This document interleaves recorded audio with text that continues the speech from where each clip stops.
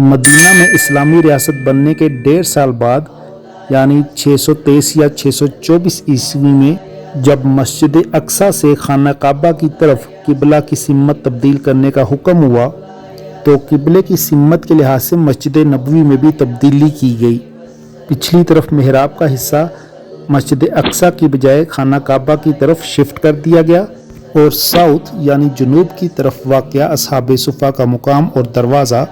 North یعنی شمال کی طرف شفٹ کر دیا گیا۔ حضرت محمد صلی اللہ علیہ وآلہ وسلم جب تک مکہ مکرمہ میں تھے تب تک خداوند باری تعالیٰ کی طرف سے مسجد اقصی کی طرف رخ کر کے نماز پڑھنے کا حکم تھا، یہاں تک کہ مدینہ کی طرف ہجرت کرنے کے 1.5 سال بعد تک بھی مسلمانوں کے لیے نماز کا قبلہ بیت المقدس ہی تھا، مگر ہمارے پیارے رسول صلی اللہ علیہ وآلہ وسلم کی یہ شدید خواہش تھی اور وہ اس وحی کے انتظار میں بھی تھے کہ کب اللہ پاک قبلہ کی تبدیلی کا حکم دیں اور تمام مسلمانوں کا محور مرکز خانہ کعبہ بن جائے،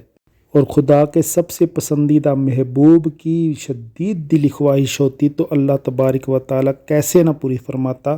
آخر ایک دن قرآن پاک کی یہ وحی نازل ہو گئی۔ یہ سورہ بقرہ کی آیت ہے اور اس کا مطلب ہے اللہ تعالیٰ نبی سے فرماتے ہیں کہ ہم بار بار آپ کا آسمان کی طرف منہ کرنا دیکھ رہے ہیں تو ہم ضرور آپ کو اس قبلے کی طرف پھیر دیں گے جس میں آپ کی خوشی ہے، تو آپ ابھی اپنا چہرہ مسجد حرام کی طرف پھیر دیجئے۔ حضرت محمد صلی اللہ علیہ وآلہ وسلم اس وقت قبیلہ بنی سلمہ کی مسجد میں ظہر کی نماز پڑھا رہے تھے،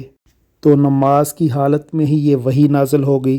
پھر حضور صلی اللہ علیہ وآلہ وسلم نے اسی طرح نماز کی حالت میں ہی اپنا رخ، اپنی سمت، اپنی ڈائریکشن تبدیل کر لی اور اپنا چہرہ مبارک، اپنا جسم مبارک بیت المقدس سے خانہ کعبہ کی طرف موڑ دیا۔ ان کے پیچھے تمام مقتدیوں نے، تمام صحابہ کرام نے بھی حضرت محمد صلی اللہ علیہ وآلہ وسلم کی پیروی کی۔ اس طرح اس دن سے، اس وقت سے، اس نماز سے مسلمانوں کا قبلہ تبدیل ہو گیا۔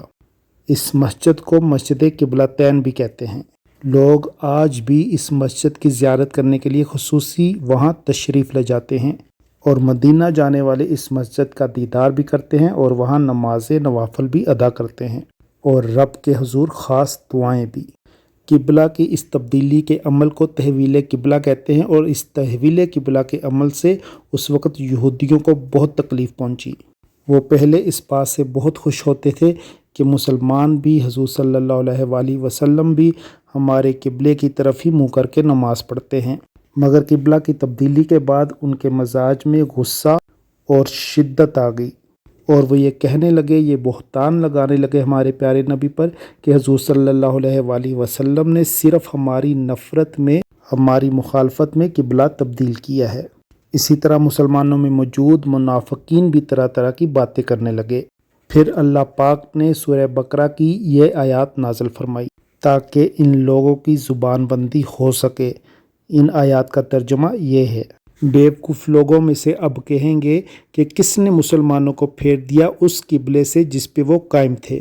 تو آپ کہہ دیجئے کہ سب کچھ صرف اللہ ہی کا ہے، وہ جسے چاہے سیدھی راہ چلاتا ہے۔ اے محبوب، جس قبلے پر آپ پہلے تھے ہم نے وہ پہلے اس لیے مقرر کیا تھا کہ دیکھیں کون رسول کی پیروی کرتا ہے اور کون الٹے پاؤں پھر جاتا ہے۔ بلا شبہ یہ بہت بھاری بات ہے، مگر جن کو اللہ تعالیٰ نے ہدایت دے دی ہے ان کے لیے کوئی بڑی بات نہیں۔ پہلی آیت میں اللہ تعالیٰ نے یہودیوں کو جواب دیا کہ تمام جہان صرف اللہ تعالیٰ کا ہے اور اللہ تعالیٰ جس جگہ کو چاہے قبلہ مقرر کر دے۔ اللہ کے ان فیصلوں پر کسی کو بھی کوئی بھی اعتراض کا حق نہیں ہے۔ جبکہ دوسری آیت میں اللہ تعالیٰ نے مسلمانوں میں موجود ان منافقوں کو جواب دیا جو طرح طرح کی باتیں کرنے لگے اور یہ الزام لگانے لگے کہ پیغمبر اسلام خود ہی اپنے دین کے بارے میں کنفرم نہیں ہے، کبھی بیت المقدس کو قبلہ مانتے ہیں اور کبھی خانہ کعبہ کو قبلہ کہتے ہیں۔ اس طرح قبلے کے بدلتے ہی بدل جانے والے مسلمان یعنی منافقوں کی پہچان بھی واضح ہو گئی، اور اس طرح ہم کو حضور صلی اللہ علیہ وآلہ وسلم کے سچے پیروکاروں کا بھی پتہ چل گیا۔